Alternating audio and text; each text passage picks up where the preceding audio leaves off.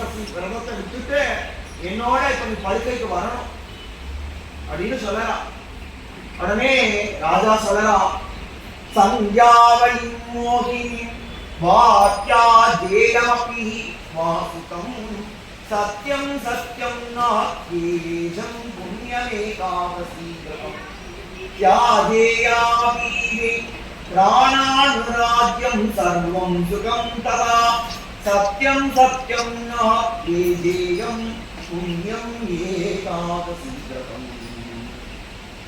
சந்தியாவளியோ மோகினியான நீயோ தர்மார்த்தனோ ராஜ்யத்தையோ என் உயிரையோ கூட விட்டான விடுவனே தவிர இந்த புண்ணியமான ஏகாதசி விரதத்தை நான் ஒருபோதும் விடலாம்.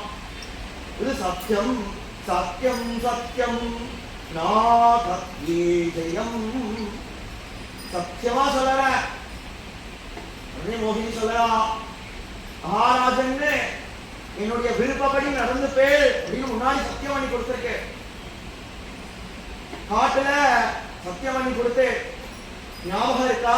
தர்மமோ விரோதமோ அதெல்லாம் எனக்கு தெரியாது, எதுவாகையாலும் இருக்கட்டுமே எல்லா விரதங்களையும் விட்டுட்டு சத்தியத்தை நீ ரட்சிக்கணும். நீ ராஜாவா இருக்கேயா, நீ சத்தியத்தை ரட்சிக்கணும் அப்படின்னு சொல்ல உடனே அது விருத்தமாக சொல்லலாம். அன்யம் வரம் பிரதீச்ச துவாமேவம் மாவதமோகினி ஏகாதசி விரதம் புண்ணியம் ஞாத்யாஜாமி கதாப்யகம். ஏ மோகினி, வேற வரத்தை கூட நீ கேட்டு வாங்கிக்கோ, ஆனா ஏகாதசி விரதத்தை ஒரு காலம் நான் விடமாட்டேன்.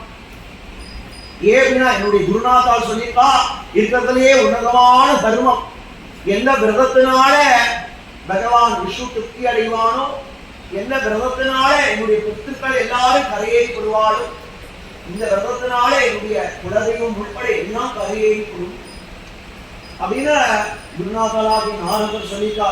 அதனால ஒருபோதும் இந்த ஏகாதசி விரதத்தை நான் விடமா அப்படின்னு சொல்லவும் உடனே மோகினி சொல்லலாம். புத்திரஸ்ய ராஜன் தர்மாங்கதஸ்ய சிதவாசிரோ ஏஹி பத்யம் நேஷ ஏவம் ராஜா அப்படின்னா உங்களுடைய புள்ள இருக்காரு இல்லையா தர்மாங்கதன், அவனுடைய தலையை வெட்டி எனக்கு நீ கொடு, அவன் தலையை வெட்டி என்ன இடத்துல கொடுத்துட்டு அப்புறமா நீ ஏகாதசி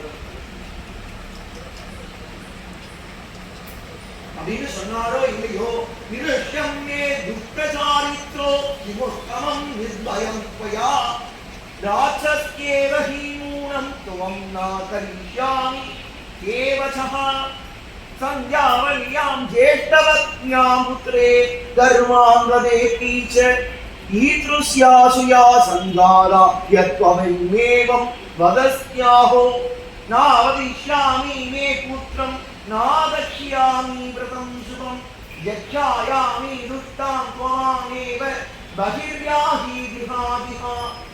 ஏ கொடுமகாரியே, துஷ்டனிடத்தை உடையவரே, கொஞ்சம் கூட பயமே இல்லாம என்ன பேசுற? நீ உண்மையிலேயே ராட்சசிதான், உன்னுடைய பேச்சே அதை காமிக்கிறது. என்னுடைய மூத்த மனைவியான சந்திராவளி இடத்துலயோ என்னுடைய பிள்ளையான தர்மான இடத்துலயோ பொறாமப்பட்டு நீ பேசுற. அவன் ரெண்டு பேரையும் பார்த்து பொறாமப்பட்டு நீ பேசுறிய.